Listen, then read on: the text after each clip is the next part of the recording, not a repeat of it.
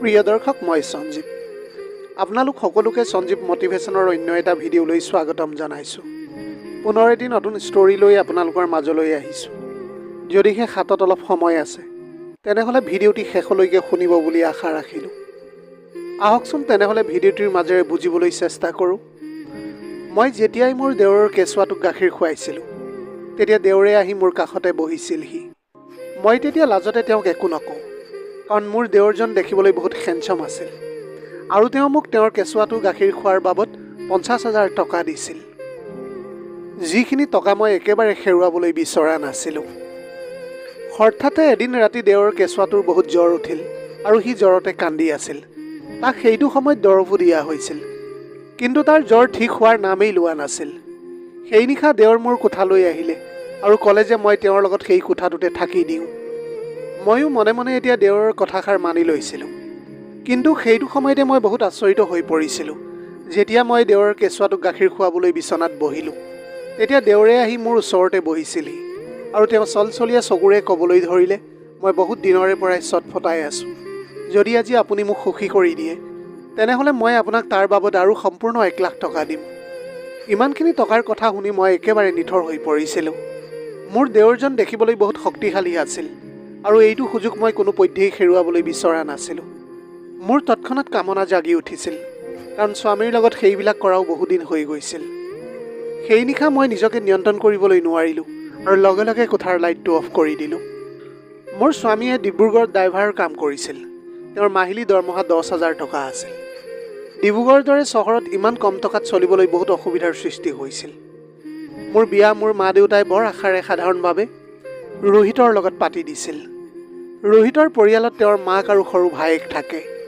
প্ৰথমতেতো আমি বহুত সুখেৰে আমাৰ জীৱনটো কটাই আহিছিলোঁ, কিন্তু যিমানেই বয়স আৰু সময় বাঢ়ি গৈ থাকিল আমাৰ কাৰণে বৰ সমস্যা হ'বলৈ ধৰিলে।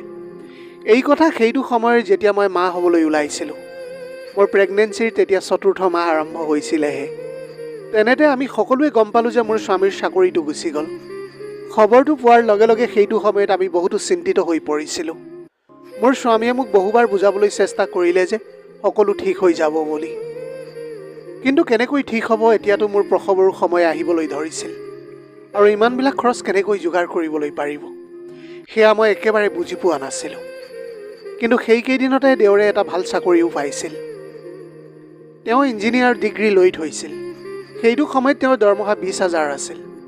এতিয়া ঘৰৰ সকলো খৰচ দেওৰৰ দৰমহাৰ পৰাই চলি আহিছিল। মোৰ স্বামীয়ে আগতেই অলপ পইচা জমা কৰি থৈছিল যাতে ডেলিভাৰীৰ সময়ত আমাৰ কোনো সমস্যা নহয় বুলি। এতিয়া মোৰ স্বামীয়ে চাৰিওফালে দিনে ৰাতিয়ে কাম বিচাৰিবলৈ ধৰিলে, কিন্তু তেওঁ ক'তো কাম বিচাৰি পোৱা নাছিল। মোৰ শাহুৱে সেইটো সময়ত মোৰ বহুত ভালকৈ যত্ন লৈছিল। মোৰ শাহু এগৰাকী বহুত ভাল অন্তৰৰ মহিলা আছিল। লাহে লাহে এতিয়া মোৰ ডেলিভাৰীৰ সময়ো আহি পাইছিলহি। তাৰপিছত মই এটা বহুত ধুনীয়া ল'ৰা সন্তানৰ জন্ম দিলোঁ। কিন্তু দুখৰ কথাটো এইটোৱে আছিল যে এতিয়ালৈকে মোৰ স্বামীয়ে ক'তো এটা কাম বিচাৰি পোৱা নাছিল। কেঁচুৱাটি জন্ম হোৱাৰ পিছত এতিয়া দায়িত্ব আৰু খৰচ বাঢ়িবলৈ ধৰিছিল। সেইকাৰণে এতিয়া আমাৰ স্বামী স্ত্ৰীৰ মাজত কাজিয়া আৰম্ভ হ'বলৈ ধৰিলে। মোৰ স্বামীয়ে এতিয়া প্ৰায় এনেকৈ ক'বলৈ ধৰিছিল যে তেওঁ সোনকালে কিবা এটা কৰিব। তেওঁৰ এজন বন্ধুৱে তেওঁক ডুবাইলৈ গৈ ড্ৰাইভাৰৰ কাম কৰিবলৈ কৈছিল। লগতে কৈছিল যে বিদেশত উপাৰ্জনো বহুত ভাল হয় বুলি। তেতিয়া আমাৰ ঘৰৰ আৰ্থিক স্থিতিও ভাল হৈ যাব। মোৰ স্বামীৰ কথা ঠিকেই লাগিল, কাৰণ ইয়াতে তেওঁ ইমান বিচাৰিও এটা কাম যোগাৰ কৰিব পৰা নাছিল। কিন্তু মোৰ স্বামীক বিদেশলৈ পঠিয়াবলৈ মোৰ একেবাৰে মন যোৱা নাছিল। এতিয়াতো আমাৰ কেঁচুৱা জন্ম হৈছিলেহে, তাকো দেউতাকৰ প্ৰয়োজন আছিল। কিন্তু টকাৰ অভাৱৰ কাৰণে বাধ্য হৈ মই মোৰ স্বামীক বিদেশলৈ যাবলৈ অনুমতি দিলোঁ। এতিয়া মই ডিব্ৰুগড়তে থাকি মোৰ সন্তানৰ দায়িত্ব পালন কৰি আহিছিলোঁ আৰু মোৰ স্বামীয়ে বিদেশত গৈ দিনে ৰাতিয়ে পৰিশ্ৰম কৰি আছিল। এতিয়া এনেকৈয়ে এমাহ পাৰ হৈ গৈছিল। তেতিয়া মোৰ স্বামীয়ে মোলৈ তেওঁৰ দৰমহাৰ পইচা পঠিয়াই দিলে। সেয়া আছিল সম্পূৰ্ণ 40,000 টকা। ইমান টকা দেখি মই বহুত আনন্দিত হৈ পৰিছিলোঁ। মই ভাবিলোঁ যে শেষত ভগৱানে আমাৰ জীৱনৰ এটা ৰাস্তা উলিয়াই দিলে। এতিয়া মই অলপ টকা ঘৰৰ কামত খৰচ কৰিছিলোঁ আৰু কিছু টকা বচাই আমাৰ সন্তানৰ আহিবলগীয়া ভৱিষ্যতৰ কাৰণে জমা কৰিছিলোঁ। ইফালে আকৌ দেওৰৰ দৰমহা এতিয়া বাঢ়িবলৈ ধৰিলে, কাৰণতো দেওৰৰ চাকৰি এতিয়া এবছৰ হৈ গৈছিল। এদিন মই আৰু মোৰ শাহুৱে মোৰ সন্তানক খানা খুৱাই আছিলোঁ। তেতিয়াই দেওৰে দৌৰি মোৰ কোঠালৈ আহিলে আৰু ক'বলৈ ধৰিলে, মা আৰু নবৌ আপোনাক দুয়োকে এটা ভাল খবৰ শুনাবলৈ বিচাৰিছোঁ। যেতিয়া তেওঁক আমি সুধিলোঁ যে খবৰটো কি, তেতিয়া তেওঁ ক'লে যে তেওঁৰ হেনো এজনী ছোৱালী পচন্দ হৈছে, যিয়ে তেওঁৰ লগত সেই কোম্পানীতে কাম কৰে আৰু তেওঁ অতি সোনকালে তাইক বিয়া পাতিবলৈ বিচাৰিছে। দেউৰে আমাক তেওঁৰ মোবাইলত সেই ছোৱালীজনীৰ ফটো দেখুৱালে, যি দেখিবলৈ অলপ আধুনিক ধৰণৰ আছিল। ফটো দেখিয়ে শাহুমাই ক'লে যে বোপা, আমি মধ্যবিত্ত পৰিয়ালৰ মানুহ, সেই ছোৱালীজনীয়ে তোমাৰ লগত গোটেই জীৱন সুখেৰে থাকিব পাৰিব জানো? তেতিয়া দেউৰে ক'লে যে মা, সকলো বস্তু শিকালেহে শিকে, লাহে লাহে তাই সকলো শিকি যাব। মোৰ শাহুমাই ক'লে যে বোপা, ভাবি চিন্তিহে বিয়াখন পাতিবা, কাৰণ গোটেই জীৱন তাইতো তোমাৰ লগতে থাকিব। আমাৰনো কি, আমাৰতো এতিয়া বয়সো হৈ গৈছে। তেতিয়া দেউৰে ক'লে যে মা, আপুনি বেছি চিন্তা নকৰিব, মাত্ৰ বিয়াৰ কাৰণে অনুমতি দিয়ক, কাৰণ মই আজি সন্ধিয়াই সেই ছোৱালীজনীৰ লগত আপোনাক চিনাকি কৰাই দিম। আৰু এটা কথা, তাইৰ পৰিয়ালৰ মানুহ ইয়ালৈ আপোনালোকক লগ কৰিবলৈ আহিবলৈ নোৱাৰে। কাৰণটো হ'ল তেওঁলোকে আমাৰ বিয়াক লৈ মান্তি হোৱা নাই। তেওঁলোকে নিজৰ জীয়েকক বিয়া কোনো ধনী মানুহৰ ঘৰলৈ দিবলৈ বিচাৰে। মায়ে ক'লে যে বোপা, পিছত যদি কিবা এটা অঘটন ঘটে তেতিয়া আমি কাকনো দুখ দিম? দেউৰে ক'লে যে মা, সেইবিলাক ভবাৰ কোনো প্ৰয়োজন নাই। যেতিয়া ছোৱালী নিজেই ৰাজি আছে, তেতিয়া মাক দেউতাকৰ লগত কোনো মতলব নাই। তেতিয়া আৰু শাহুমাই বিশেষ একো নক'লে আৰু সন্ধিয়া ছোৱালীজনীক লগ কৰিবলৈ বিচাৰিলে। ময়ো ঘৰৰ কামবিলাক বহুত ভালকৈ কৰিছিলোঁ। মোৰ স্বামীক কৈ দিছিলোঁ যে দীপকে এজনী ছোৱালীক ভাল পায় আৰু সন্ধিয়া তাইক আমাৰ ঘৰলৈ আমাক চিনাকি কৰাই দিবলৈ লৈ আহিব। সেই খবৰটো শুনি মোৰ স্বামীও বহুত সুখী হৈ পৰিছিল। সেইদিনা সেই ছোৱালীজনী আহিব বুলিয়েই মই নানা ধৰণৰ ব্যঞ্জন ৰান্ধিছিলোঁ। আৰু যেতিয়াই এনেকৈ 5 বাজিলে, দেওৰ আৰু সেই ছোৱালীজনীয়ে ঘৰৰ ভিতৰলৈ আহি গ'ল। ঘৰৰ ভিতৰত সোমাই ছোৱালীজনীয়ে ঘৰৰ চাৰিওফালে ঘূৰি পকি চাবলৈ ধৰিলে। তেতিয়াই তাই দেওৰৰ কাণত ফুচফুচাই কিবা এটা ক'বলৈ ধৰিলে। মোৰ এনেকুৱা লাগিছিল যেন ছোৱালীজনীৰ আমাৰ ঘৰটো বহুত সৰু যেন লাগিবলৈ ধৰিছিল। কিন্তু সেইটো সময়ত মই সেই কথাটো কাকোৱেই নক'লোঁ। যেতিয়াই মই তাইক চাহ নাস্তা দিলোঁ, তেতিয়া তাই ক'লে যে ইয়াততো বহুত তেল আছে, এয়া খালে মোৰ ওজন বৃদ্ধি হ'ব পাৰে, আৰু তাই এতিয়া ডাইটিঙত আছে। প্ৰথম লগ পাওঁতে ছোৱালীজনীৰ এনেকুৱা আচৰণ দেখি মই ভাবিবলৈ ধৰিলোঁ যে তাই পিছত কেনেকুৱা কৰিব। যিয়েই নহওক, মোৰনো সেইবিলাক কথা ভাবি কি লাভ হ'ব। তেতিয়াই দেউৰে মিচিকাই হাঁহি ক'বলৈ ধৰিলে যে মা, সেইবিলাক বাদ দিয়ক, আপোনালোকে মাত্ৰ ছোৱালীজনী চাই লওক। ছোৱালীজনীৰ নাম আছিল অঞ্জলি। মায়ে যেতিয়া তাইক সুধিলে যে কি তুমি মোৰ ল'ৰাৰ লগত বিয়া হ'বলৈ বিচৰা, তেতিয়া তাই ক'লে যে মই আপোনাৰ ল'ৰাটোক ভাল পাওঁ আৰু গোটেই জীৱনটো মই তেওঁৰ লগতে থাকিবলৈ বিচাৰোঁ। যেতিয়া শাহুমাই তাইক তাইৰ পৰিয়ালৰ কথাটো সুধিলে, তেতিয়া তাই ক'বলৈ ধৰিলে যে মোৰ মা দেউতাই অলপ উচ্চ বংশৰ আৰু তেওঁলোকৰ চিন্তাধাৰা উচ্চ। যদি তেওঁলোকে আপোনালোকৰ এই সৰু ঘৰটো দেখে, তেতিয়াহ'লে তেওঁলোকে কেতিয়াও এই বিয়াখনক লৈ মান্তি নহ'ব। আপোনালোকে সেই কথা চিন্তা নকৰিব, বিয়া হৈ যোৱাৰ পিছত মই তেওঁলোকক নিজেই মান্তি কৰাই ল'ম। তেতিয়া তেওঁলোকে মোক নিশ্চয় আঁকোৱালি ল'ব। তেওঁলোকে মোক বহুত ভাল পায়। মোৰ দেউৰে তাইৰ সেই কথাত মান্তি হৈ গৈছিল। সেইকাৰণে মায়ে সেই কথাটোত বিশেষ একো নক'লে আৰু সোনকালেই পণ্ডিত এজনক মাতি ভাল দিন এটা চাই তেওঁলোকৰ বিয়াৰ দিনটো ঠিক কৰিলে। তেওঁলোকৰ বিয়াক লৈ ইমানেই খৰধৰ আছিল যে 2 দিন পিছতে বিয়াৰ দিন ঠিক কৰিলে। তেতিয়া মায়ে ক'লে যে ইমান জল্দি আমি বিয়াৰ যো-জা কেনেকৈ কৰিম, আৰু এতিয়াতো তোমাৰ দাদাক সেই কথাটোও জনোৱা নাই। সেই কথা শুনাৰ লগে লগে দেউৰে ক'লে যে মই অতি সাধাৰণভাৱে বিয়াখন পাতিম, আমি ইয়াত বেছি খৰচ নকৰোঁ। দেউৰৰ সুখৰ কাৰণে আমি বেছি আৰু একো নক'লোঁ। তাৰপিছত মই মোৰ স্বামীক সকলো কথা ক'লোঁ। তেতিয়া মোৰ স্বামীয়েও ক'লে যে তেওঁলোকৰ জীৱনৰ সিদ্ধান্ত তেওঁলোকে নিজেই লৈছে, যেতিয়া তেওঁলোকে ইমান চিন্তা কৰাৰ কোনো কাৰণ নাই। তাৰপিছত বহুত সাধাৰণভাৱে তেওঁলোকৰ বিয়াখন হৈ গ'ল। এতিয়া অঞ্জলি আমাৰ ঘৰৰ বোৱাৰী হৈ পৰিল। মই ভাবিছিলোঁ যে অঞ্জলি অহাৰ পিছত ঘৰৰ দায়িত্ব মোৰ ওপৰত আধা হৈ যাব, কাৰণ মোৰ কেঁচুৱাটোকো এতিয়া চোৱা চিতা কৰিবলৈ বহুত অসুবিধা হ'বলৈ ধৰিছিল। কিন্তু পিছদিনা ৰাতিপুৱা যেতিয়া মই অঞ্জলিৰ দৰ্জাত টুকুৰিয়ালোঁ, তেতিয়া তাই দৰ্জাখন খোলাই নাছিল। আজি তাইৰ প্ৰথম দিন আছিল, সেইবাবে কিছুমান ৰীতি নীতি কৰিবলৈ বাকী আছিল। অঞ্জলিৰ এতিয়া কোনো চিন্তাই নাছিল। মায়ে বহুতবাৰ দৰ্জাত টুকুৰিয়াই মতাৰ পিছতহে দেউৰে দৰ্জাখন খুলিলে। তেতিয়া দেউৰে বাহিৰলৈ আহিলে আৰু ক'লে যে মা, তাইক এতিয়া শুবলৈ দিয়া, তাই বহুত ভাগৰি আছিল। এতিয়া নবৌকে কৰিবলৈ দিয়া, কি কৰিবলৈ আছে। যেতিয়া তাই উঠিব তেতিয়া তাই নিজেই কৰি ল'ব। কিন্তু আমি যেতিয়া ৰীতি নীতিৰ কথা ক'বলৈ ল'লোঁ, তেতিয়া সেয়া কোৱাৰ আগতে দেউৰে দৰ্জাখন বন্ধ কৰি দিলে। মই আৰু শাহুমাই মনে মনে তাৰ পৰা গুচি আহিলোঁ। শাহুমাৰ মুখৰ ৰং সলনি হৈ যোৱা দেখি মই বুজিলোঁ যে শাহুমাই বহুত দুখ পাইছে। তেনেকৈ দুপৰীয়া হৈ গ'ল। মই পাকঘৰলৈ গৈ ভাত বনাবলৈ ধৰিলোঁ। তেতিয়াই অঞ্জলিয়ে টোপনিৰ পৰা সাৰ পাই পাকঘৰলৈ আহিলে আৰু ক'বলৈ ধৰিলে, নবৌ, সোনকালে কিবা এটা খাবলৈ দিয়া, মোৰ বহুত ভোক লাগিছে। শাহুমাই ক'লে যে বোৱাৰী তোমাৰ অলপ নিয়ম আছে, তুমি আগতে অলপ মিঠা বনাব লাগিব। শাহুমাৰ কথা শুনি অঞ্জলীয়ে ক'লে যে এই নিয়ম চিয়ম মোৰ দ্বাৰা একো নহ'ব, এতিয়াতো মই মোৰ স্বামীক সময় দিব লাগে। মই ৰাতি মোৰ স্বামীৰ লগত ডিনাৰ কৰিবলৈ বাহিৰলৈ যাম। অঞ্জলীৰ আগত আমি এতিয়া একেবাৰে মৌন হৈ পৰিছিলোঁ। আমি তাইক এটা শব্দও নক'লোঁ। ৰাতি দেওৰ আৰু অঞ্জলীয়ে বাহিৰতে ডিনাৰ কৰি আহিছিল। এতিয়া এনেকৈ তেওঁলোকৰ জীৱন চলি আছিল। তেওঁলোকে ৰাতিপুৱা অফিচলৈ গুচি গৈছিল আৰু ৰাতি বাহিৰত ডিনাৰ কৰি ঘৰলৈ উভতি আহিছিল। লাহে লাহে শাহুমাই অঞ্জলীকো একো ক'বলৈ এৰি দিছিল, কাৰণ তেওঁ বুজি উঠিছিল যে অঞ্জলী কেনেকুৱা ধৰণৰ ছোৱালী আছিল। অঞ্জলী এইখন ঘৰলৈ অহাৰ এতিয়া প্ৰায় 2 মাহ হৈ গৈছিল, কিন্তু তাই আজিলৈকে ঘৰত একাপ চাহ বনোৱা নাছিল। ইফালে মই ঘৰৰ এই পৰিৱেশটো দেখি চিন্তিত হৈ পৰিছিলোঁ যে মই অকলে কেতিয়ালৈকে তাইৰ এই দায়িত্ব লৈ থাকিবলৈ পাৰিম। ইফালে মোৰ স্বামীয়েও মোৰ লগত কথা পতা বহুত কম কৰি দিছিল। মই প্ৰায় তেওঁৰ লগত কথা পাতিবলৈ বিচাৰিলে তেওঁ কয় যে তেওঁৰ কামৰ বহুত প্ৰেছাৰ পৰিছে, সেয়েহে তেওঁ মোক সময় দিবলৈ পৰা নাই। এতিয়া মই শাহুমাকো একো ক'বলৈ পৰা নাছিলোঁ, কাৰণ এতিয়া তেওঁৰো বয়স বাঢ়ি গৈছিল। অকলে গোটেই দিনটো ঘৰৰ কাম কৰি আছিলোঁ আৰু পিছত যিখিনি সময় পাওঁ সেয়া মোৰ সন্তানৰ লগত দিছিলোঁ। এদিন আমি খবৰ পালোঁ যে অঞ্জলীয়ে মাক হ'বলৈ ওলাইছে। সেই কথাটোত মোৰ দেওৰ বহুত সুখী হৈ পৰিছিল, কিন্তু অঞ্জলীয়ে এতিয়া সন্তান বিচৰা নাছিল। দেওৰে বহুত বুজোৱাৰ পিছতহে অঞ্জলীয়ে কেঁচুৱাৰ বাবে মান্তি হ'ল। সেয়েহে এতিয়া মোৰ ঘৰৰ দায়িত্ব আৰু বেছি বাঢ়িবলৈ ধৰিলে। দিনে দিনে মোৰ স্বাস্থ্য বৰ দুৰ্বল হৈ যাবলৈ ধৰিছিল। এইকেইদিনত যেতিয়াই মই মোৰ স্বামীক ফোন কৰিছিলোঁ, তেতিয়া স্বামীয়ে কামৰ বাহানা কৰি কথা নপতাকৈ ফোনটো কাটি দিছিল। এতিয়া তেওঁৰ ফোন এসপ্তাহৰ মূৰতহে আহিবলৈ ধৰিলে। লাহে লাহে তেওঁৰ আচৰণবিলাক এতিয়া সলনি হ'বলৈ ধৰিছিল। সেয়া দেখি এতিয়া মই বহুত চিন্তিত হৈ পৰিছিলোঁ। এতিয়া শাহুমাই মোৰ সন্তানক চোৱা চিতা কৰিছিল। প্ৰেগনেঞ্চিৰ কাৰণে অঞ্জলীৰ মুডটো সলনি হৈ গৈছিল। তাই বহুত খিংখিঙীয়া স্বভাৱৰ হৈ গৈছিল। মই তাইক যি খাবলৈ বনাই দিছিলোঁ তাই সেয়া নাখাওঁ বুলি কৈছিল। দেওৰে এই সকলোবিলাক ভালকৈ দেখি আহিছিল। এদিন তেওঁ মোৰ ওচৰলৈ আহিলে আৰু মোক ক'লে যে নবৌ, আপুনি আমাৰ সকলোৰে কাৰণে যিমানখিনি কৰি আহিছে সেয়া বহুত ডাঙৰ কথা। আপুনি সদায় ঘৰখন ইমান সুন্দৰকৈ চলাই আহিছে, নিজৰ সন্তানৰ লগতে মোৰ পত্নীৰো চোৱা চিতা কৰি আহিছে। কিন্তু নবৌ বেয়া নাপাব, অঞ্জলীয়ে এতিয়া তাইৰ প্ৰেগনেঞ্চিৰ কাৰণেহে তেনেকুৱা আচৰণ কৰি আছে।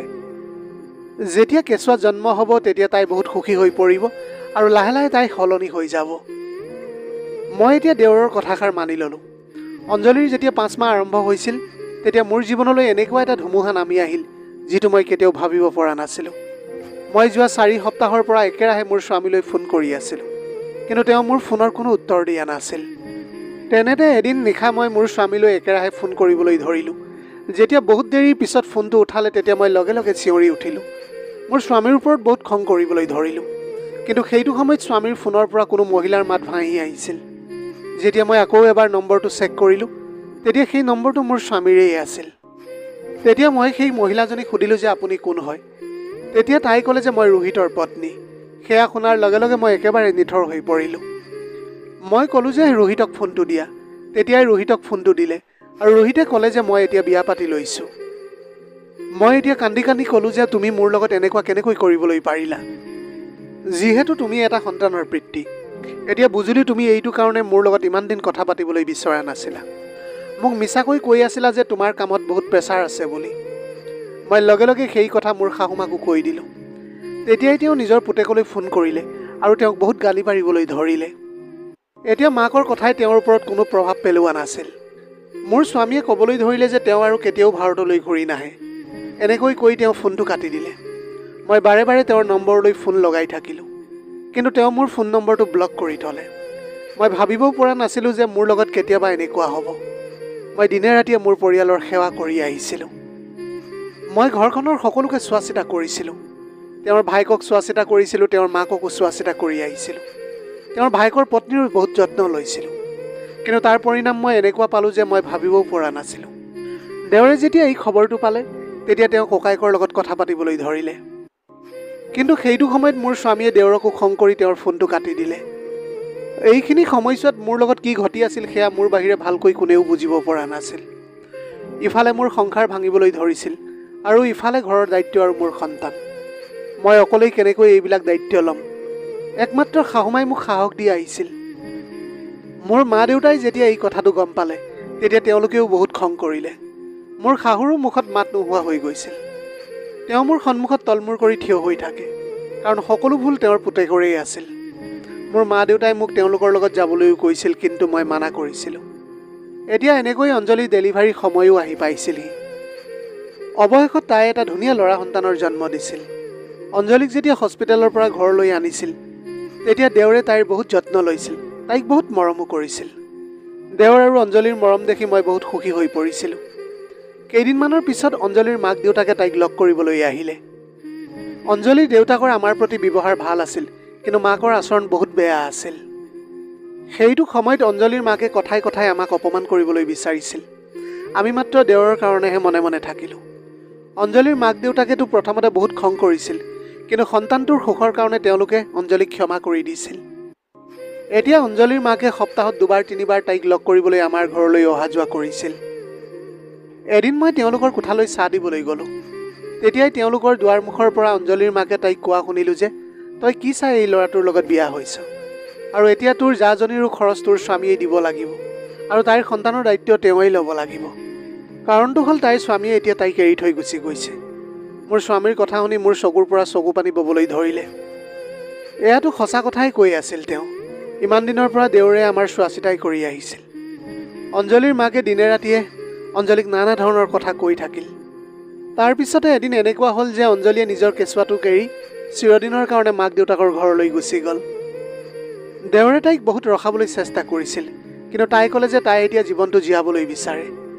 এতিয়া তাই এই কেঁচুৱাটোৰ দায়িত্ব ল'বলৈ নোৱাৰে। তাৰ পিছত অঞ্জলিয়ে মোৰ দেওৰক ডিভ'ৰ্চ দিলে। পিছত অঞ্জলি কোনো ধনী ল'ৰা এজনৰ লগত বিয়া হৈ গ'ল বুলি শুনি পাইছিলোঁ। সেই খবৰটো পোৱাৰ পিছত দেওৰে একেবাৰে সম্পূৰ্ণৰূপে ভাঙি পৰিছিল। এতিয়া মোৰ ওপৰত আকৌ এবাৰ আকাশখন খহি পৰা যেন লাগিবলৈ ধৰিছিল। এতিয়া মই এটা নহয় দুটাকৈ কেঁচুৱা চোৱা চিতা কৰিবলগীয়া হৈছিল, আৰু লগতে ঘৰৰ দায়িত্বটো আছেই। মোৰ মা দেউতাই বাৰে বাৰে কৈ আছিল যে তই ঘৰলৈ আহি যা, আমি তোৰ দায়িত্ব ল'ম, কিন্তু মই তেওঁলোকৰ কথা কাওকাণ কৰিছিলোঁ। এতিয়া মই মোৰ কেঁচুৱাটোৰ লগতে দেওৰৰ কেঁচুৱাকো গাখীৰ খুৱাবলৈ লৈছিলোঁ। দেওৰৰ কেঁচুৱাটো দেখিবলৈ বহুত মৰম লগা আছিল। এতিয়া দেওৰে যেতিয়াই ঘৰলৈ আহিছিল, তেতিয়া নিজৰ কেঁচুৱাটোৰ লগতে মোৰ কেঁচুৱাটোলৈ সকলো লাগতিয়াল বস্তু লৈ আনিছিল। দুটাকৈ কেঁচুৱা চোৱা চিতা কৰাটো এজনী মহিলাৰ কাৰণে সঁচাকৈ বহুত কষ্টকৰ কাম। সেইকাৰণে মোৰ স্বাস্থ্য দিনক দিনে বেয়া হৈ যাবলৈ ধৰিছিল। কিন্তু এতিয়া দেওৰে মোৰ বহুত যত্ন লৈছিল। সদায় মোক খোৱা বোৱা ভালকৈ কৰিবলৈ কৈছিল, কাৰণ তেওঁ জানিছিল যে এতিয়া তেওঁৰ সন্তানৰ চোৱা চিতা মই কৰিব লাগিব। দেওৰে প্ৰায় মোক কৈ থাকে, নবু, যদি সেইদিনা অঞ্জলিক মই বিয়া নকৰালোহেঁতেন, তেনেহ'লে মই কেতিয়াও এইটো দিন দেখিবলগীয়া নহ'লহেঁতেন। সঁচাকৈ তাই মোৰ লগত মিলা, আমাৰ ঘৰৰ লগত মিলিব পৰা ছোৱালী নাছিল। এতিয়া মাত্ৰ মোৰ কেঁচুৱাটোক লৈহে চিন্তা। এতিয়া মোৰ ল'ৰা লাহে লাহে ডাঙৰ হ'বলৈ ধৰিছিল। অন্য হাতেদি দেওৰ সন্তান এতিয়াও কেঁচুৱা হৈয়ে আছিল। মই যেতিয়াই দেওৰৰ কোঠালৈ গৈ তেওঁৰ কেঁচুৱাটোক গাখীৰ খুৱাওঁ, তেতিয়া তেওঁ লাজতে কোঠাৰ পৰা বাহিৰলৈ ওলাই গৈছিল। এতিয়া এনেকৈয়ে সম্পূৰ্ণ এবছৰ পাৰ হৈ গৈছিল। ইফালে দেওৰৰ পত্নীয়ে তেওঁৰ সন্তানক এৰি থৈ গুচি গৈছিল, আৰু মোৰ স্বামীয়ে মোৰ সন্তানক এৰি থৈ গুচি গৈছিল। এতিয়া দেওৰ আৰু মই নিজৰ সন্তানৰ কাৰণেই জীৱনবিলাক পাৰ কৰি আছিলোঁ। দেওৰে যি উপাৰ্জন কৰে সেয়া মোৰ হাততে আনি দিছিলহি। মই যেতিয়াই সেয়া নলওঁ বুলি কওঁ, তেতিয়া তেওঁ কৈছিল যে এয়া আপোনাৰ অধিকাৰ, আপুনি মোৰ সন্তানৰ দায়িত্ব লৈছে, তাক লালন পালন কৰিছে, লগতে এই ঘৰখনো ভালকৈ চোৱা চিতা কৰি আহিছে। মই তেওঁৰ কথা শুনি একেবাৰে মৌন হৈ পৰিছিলোঁ। দেওৰে এতিয়া প্ৰতি সপ্তাহতে বন্ধৰ দিনত মোক আৰু কেঁচুৱা দুটাক পাৰ্কত ফুৰাবলৈ লৈ যায়। তেতিয়া মই বহুত সুখী হৈ পৰোঁ। লাহে লাহে এই সকলোবিলাক মোৰ ভাল লাগিবলৈ ধৰিলে, কাৰণ বহুত সময়ৰ পিছত ময়ো কাৰোবাৰ মৰম পাইছিলোঁ, যি মোক মোৰ দেওৰে দি আহিছিল। তেওঁ এজন স্বামী আৰু পিতৃৰ দায়িত্ব সুন্দৰভাৱে পালন কৰি আহিছিল। এদিন মই আৰু দেওৰে দুয়োৰে নিজৰ সন্তানৰ লগত খেলি আছিলোঁ। তেতিয়াই মোৰ শাহুমা আমাৰ কোঠালৈ আহিলে আৰু ক'বলৈ ধৰিলে যে মোৰ তোমালোকৰ লগত অলপ কথা পাতিবলগীয়া আছে। তাৰপিছত তেওঁ ক'বলৈ ধৰিলে যে তোমালোকে ইজনে সিজনৰ লগত বিয়া পাতি লোৱা আৰু এই সম্পৰ্কৰ এটা নাম দিয়া। কাৰণটো হ'ল তোমালোক দুয়োৰে সন্তানক মাক আৰু দেউতাকৰ মৰম একেলগে প্ৰয়োজন, লগতে তেওঁলোকৰ পিতৃ মাতৃৰ পৰিচয়ো লাগে। মোৰ এজন পুত্ৰই বিশ্বাসঘাতকতা কৰিলে, আৰু এজন পুত্ৰৰ জীৱন এজনী ছোৱালীয়ে ধ্বংস কৰিলে।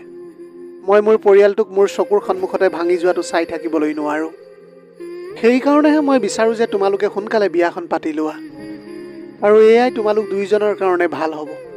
যদি তোমালোক দুয়োৱে আন কাৰোবাৰ লগত বিয়া হোৱা, তেতিয়াহ'লে নাজানো তেওঁলোকৰ সঁচা অন্তৰে এজনী মাক বা এজন দেউতাকৰ দায়িত্ব পালন কৰিব পাৰিব নে নোৱাৰে।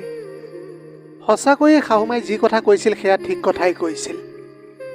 মই আৰু দেৱৰে গভীৰভাৱে ইজনে সিজনৰ চকুলৈ চাবলৈ ধৰিলোঁ। কেনেবাকৈ ময়ো দেৱৰৰ প্ৰতি আকৰ্ষিত হ'বলৈ ধৰিছিলোঁ, কাৰণ তেওঁ মোৰ বহুত যত্ন লৈ আহিছিল। দেৱৰে কেতিয়াও মোৰ টকা পইচা অভাৱ হ'বলৈ দিয়া নাছিল।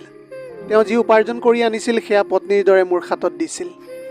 মোৰ সন্তানৰো বহুত ভালকৈ যত্ন ৰাখিছিল। সেইকাৰণে মই মাৰ সেই কথাটোত কোনো ধৰণৰ আপত্তি নকৰিলোঁ, আৰু দেৱৰো এই কথাটোত কোনো ধৰণৰ আপত্তি নাছিল। তেওঁ বিয়াৰ বাবে মান্তি হৈ গ'ল। তাৰপিছত ঘৰতে পণ্ডিতক মাতি আমাৰ বিয়া পাতি দিয়া হ'ল। আজি আমাৰ ফুলশয্যা আছিল। দুয়োটা সন্তানকে মাৰ লগত শুৱাই থৈছিলোঁ। এতিয়া নিজৰ দেৱৰকে মোৰ স্বামীৰ ৰূপত দেখাটো মোৰ বাবে বৰ অদ্ভুত যেন লাগিবলৈ ধৰিছিল। মই লাজে লাজে বিচনাত বহি আছিলোঁ। তেতিয়াই দেৱৰ কোঠাটোলৈ আহিলে আৰু মোৰ হাতত ধৰি ক'বলৈ ধৰিলে যে আজিৰে পৰা আপুনি মোৰ পত্নী। মই জানো যে এয়া আপুনি ইমান সহজে মানি ল'ব নোৱাৰে, কিন্তু লাহে লাহে সকলো স্বাভাৱিক হৈ পৰিব। আমাৰ দুয়োৰে জীৱনে এটা নতুন গতিপথ ল'ব। দাদা যোৱাৰ পিছত মোৰো বহুত দুখ লাগিছিল, কিন্তু বিশ্বাস কৰক আজিৰ পৰা আপোনাৰ কেতিয়াও কোনো ধৰণৰ অসুবিধা হ'বলৈ নিদিওঁ। মই জীৱনভৰ আপোনাৰ লগতে থাকিম, আৰু যেতিয়াই আপুনি আমাৰ এই সম্পৰ্কটো আগবঢ়াবলৈ বিচাৰিব তেতিয়াহে মই আগবঢ়াবলৈ ধৰিম। নিজৰে স্বামীৰ মুখৰ পৰা এনেকুৱা কথা শুনি মই বহুত সুখী হৈ পৰিছিলোঁ। এতিয়া মই তেওঁৰ লগত বহুত সহজ হৈ উঠিছিলোঁ। সেই নিশা আমাৰ লগত একো নহ'ল যদিও মই সদায় এগৰাকী পত্নীৰ দৰে মোৰ স্বামীক অফিচলৈ পঠিয়াইছিলোঁ, আৰু ঘৰৰ দায়িত্ব লৈছিলোঁ আৰু আমাৰ সন্তানসকলৰ ভালকৈ যত্ন লৈছিলোঁ। এতিয়া মোৰ স্বামীয়ে মোক বহুত মৰম কৰিবলৈ লৈছিল। মোৰ বাবে সদায় উপহাৰ লৈ আহিছিল। মই যদি মানা কৰোঁ তেতিয়া তেওঁ কয় যে এয়া তোমাৰ অধিকাৰ। এতিয়া লাহে লাহে মোৰ স্বামীৰ প্ৰতি মোৰ প্ৰেম হ'বলৈ ধৰিলে। এদিন মই ভাবিলোঁ যে মই তেওঁক ছাৰপ্ৰাইজ দিওঁ। সেইকাৰণে মই আমাৰ কোঠাটো বহুত ধুনীয়াকৈ সজালোঁ। যেতিয়া সন্ধিয়া স্বামী ঘৰলৈ আহিছিল তেতিয়া পৰিৱেশটো দেখি সম্পূৰ্ণৰূপে তেওঁ আচৰিত হৈ পৰিল। ইফালে আমাৰ বিয়া হোৱা সম্পূৰ্ণ ছমাহ পাৰ হৈ গৈছিল, কিন্তু বিয়াৰ পিছত স্বামী স্ত্ৰীৰ মাজত যি শাৰীৰিক সম্পৰ্ক হয় সেয়া একেবাৰে হোৱা নাছিল। আজিৰ নিশাটো এটা স্মৰণীয় কৰিবলৈ বিচাৰিছিলোঁ। তেতিয়াই মই মোৰ স্বামীৰ ওচৰলৈ গ'লোঁ আৰু তেওঁক ক'লোঁ এতিয়া আমি ইজনে সিজনৰ মাজত দূৰত্ব ৰাখিব নালাগে। কাৰণটো হ'ল মই আপোনাক অন্তৰৰ পৰা ভাল পাবলৈ ধৰিছোঁ। মোৰ কথাটো শুনাৰ পিছত মোৰ স্বামীও ক'বলৈ ধৰিলে যে তেওঁ মনৰে পৰা এয়াই বিচাৰি আছিল। তাৰপিছত আমি ইজনে সিজনক বহুত জোৰকৈ সাৱটি ধৰিলোঁ। আমি দুয়ো বহু দিনৰ পৰা চটফটাই আছিলোঁ, আৰু তাৰপিছতে লগে লগে লাইটটো অফ কৰি দিলোঁ। ইজনে সিজনৰ বাহুৰ মাজত সোমাই পৰিছিলোঁ। এতিয়া মই মোৰ পৰিয়ালৰ লগত বহুত সুখী। জীৱনত যি হয় সদায় ভালৰ বাবেই হয়। প্ৰিয় দৰ্শক, সৰু এটা ষ্টৰী যদিহে ভাল লাগিল তেনেহ'লে লগৰ বন্ধু বান্ধৱীসকলৰ মাজত শ্বেয়াৰ কৰিবলৈ নাপাহৰিব। ধন্যবাদ।